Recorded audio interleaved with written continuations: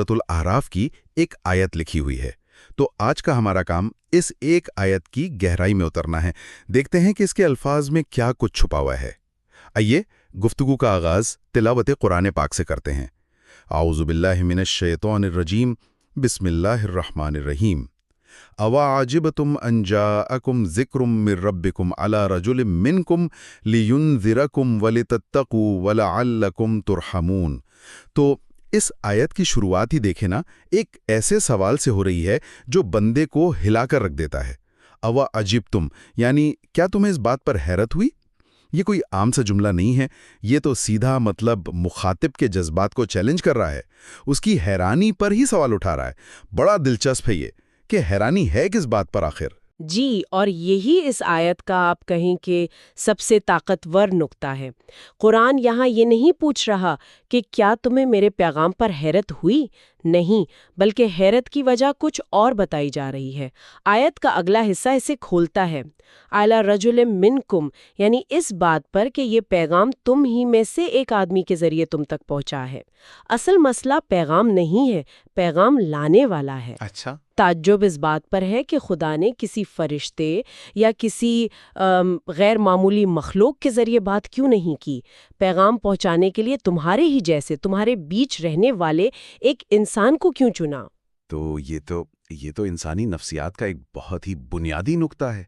यानी हम गैर मामूली बातों को गैर मामूली जरियों से ही कबूल करने की तवक्को रखते हैं ना।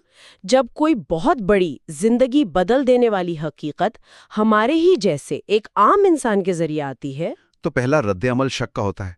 बिल्कुल, हम सोचते हैं भाई ये तो कल तक हमारे साथ था, ये ऐसी बातें कैसे कर सकता है।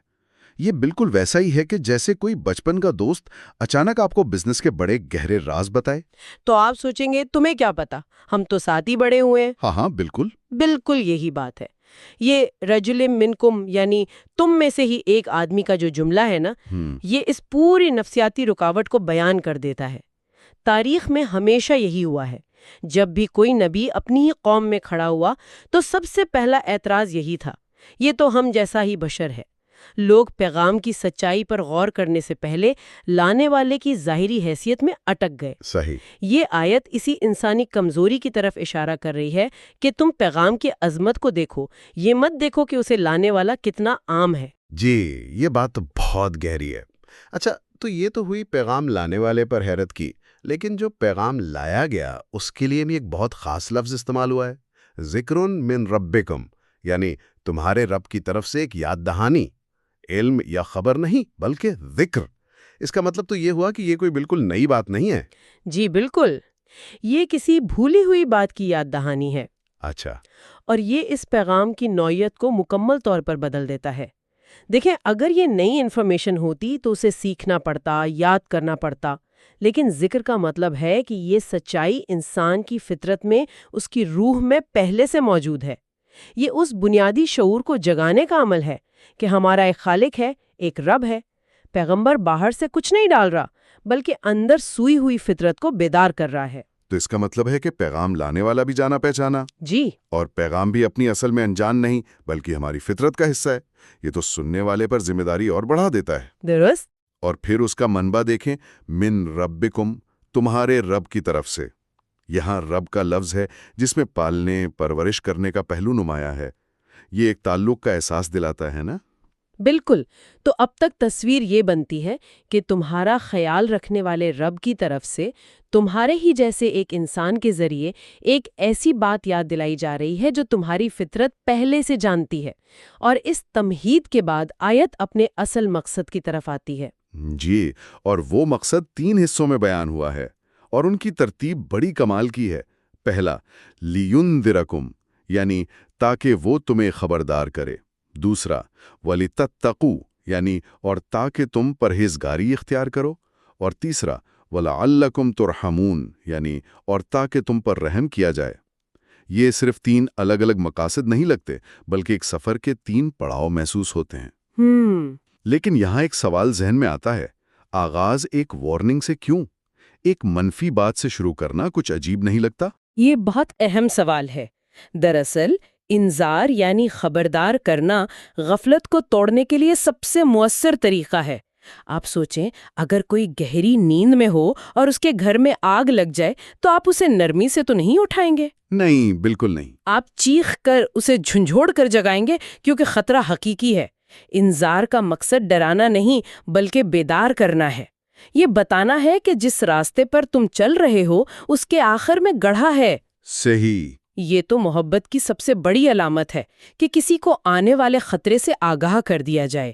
جیسے ایک ڈاکٹر مریض سے کہتا ہے کہ اگر پرہیز نہ کیا تو جان کو خطرہ ہے، تو وہ اسے ڈرا نہیں رہا، اس کی زندگی بچا رہا ہے۔ صحیح۔ تو انذار دراصل غفلت کے خول کو توڑنے کا پہلا قدم ہے۔ جب تک انسان کو یہ احساس نہ ہو کہ کچھ داؤ پر لگا ہے، وہ اپنی حالت بدلنے کو تیار ہی نہیں ہوتا۔ یہ پہلا الارم ہے۔ اچھا، جب یہ الارم بج گیا اور انسان بیدار ہو گیا تو پھر اگلا مرحلہ کیا ہے؟ وَلِتَّقُوا، تاکہ تم تقوی اختیار کرو۔ تقوی کا ترجمہ عام طور پر خدا کا خوف کیا جاتا ہے، لیکن کیا یہ صرف خوف ہی ہے؟ نہیں، تقویٰ کا مفہوم اس سے کہیں زیادہ وسیع اور پازیٹیو ہے۔ اس کا لفظی مطلب ہے بچنا، یعنی جب آپ کو خطرے کا احساس ہو جائے انذار کے بعد تو آپ احتیاطی تدابیر اختیار کرتے ہیں۔ آپ ان کاموں سے، ان سوچوں سے بچتے ہیں جو آپ کو نقصان پہنچا سکتی ہیں۔ تو تقویٰ دراصل ایک ذمہ دارانہ رویے کا نام ہے۔ ذمہ دارانہ رویہ۔ جی، یہ خدا کا شعور ہے، یہ احساس کہ وہ مجھے ہر وقت دیکھ رہا ہے۔ یہ خوف سے زیادہ احتیاط اور محبت پر مبنی شعور ہے۔ جیسے آپ اپنے والدین کی ناراضگی سے اس لیے نہیں بچتے کہ آپ ان سے ڈرتے ہیں، بلکہ اس لیے کہ آپ ان سے محبت کرتے ہیں، بالکل، اور انہیں مایوس نہیں کرنا چاہتے۔ تو گویا انذار ذہن میں ایک سوچ کو بیدار کرتا ہے، اور تقویٰ اس سوچ کا عملی اظہار ہے جو انسان کے روزمرہ کے فیصلوں میں نظر آتا ہے۔ جی، اور جب انسان اس ذمہ دارانہ راستے پر چلنا شروع کر دیتا ہے تب اس سفر کی منزل سامنے آتی ہے۔ تیسرا اور آخری مرحلہ، وَلَعَلَّكُمْ تُرْحَمُونَ، تاکہ تم پر رحم کیا جائے۔ یہ اس پورے عمل کا حتمی نتیجہ ہے، خدا کی رحمت کا حصول۔ اور یہاں لعل کا لفظ ہے جو امید کو ظاہر کرتا ہے۔ بالکل، یہ کوئی میکینیکل فارمولا نہیں ہے کہ تم نے یہ 2 کام کیے تو رحمت لازمی ملے گی، نہیں، بلکہ یہ بتایا جا رہا ہے کہ رحمت تک پہنچنے کا راستہ یہی ہے۔ یہ کوشش کے بعد اللہ کی رحمت کی امید دلاتا ہے۔ اور آج کل کے دور میں اگر دیکھیں تو بہت سے لوگ شاید پہلے 2 قدم چھوڑ کر سیدھا تیسرے قدم پر پہنچنا چاہتے ہیں۔ یعنی وہ انذار کو نظر انداز کر دیتے ہیں، تقویٰ والی زندگی سے بچتے ہیں، لیکن رحمت کی امید ضرور رکھتے ہیں۔ یہ آیت تو اس ترتیب کی اہمیت پر بہت زور دے رہی ہے۔ بالکل، یہ آیت اس غلط فہمی کو دور کرتی ہے۔ یہ ایک مکمل روحانی ماڈل پیش کرتی ہے۔ اول، سچائی کو قبول کرو اور غفلت سے بیدار ہو، یعنی انذار۔ پھر اس بیداری کی بنیاد پر اپنی زندگی کو احتیاط سے گزارو، یعنی تقویٰ، اور اس کے نتیجے میں پھر خدا کی رحمت کے امیدوار بنو۔ یہ ترتیب منطقی بھی ہے اور فطری بھی۔ تو اگر میں اس پوری آیت کے پیغام کو سمیٹنا چاہوں تو وہ کچھ یوں ہوگا: کیا تمہیں اس بات پر حیرت ہے کہ تمہارے پالنے والے رب کی طرف سے ایک یاد دہانی خود تمہیں میں سے ایک شخص کے ذریعے آئی ہے؟ اس کا مقصد تمہیں غفلت کی نیند سے جگانا ہے، پھر ایک ذمہ دارانہ زندگی کی طرف لانا ہے، تاکہ آخر کار تم خدا کی رحمت کے مستحق بن سکو۔ یہ ایک آیت اپنے اندر تبدیلی کا ایک مکمل نقشہ لیے ہوئے ہے۔ جی، یہ اس کا بہترین خلاصہ ہے۔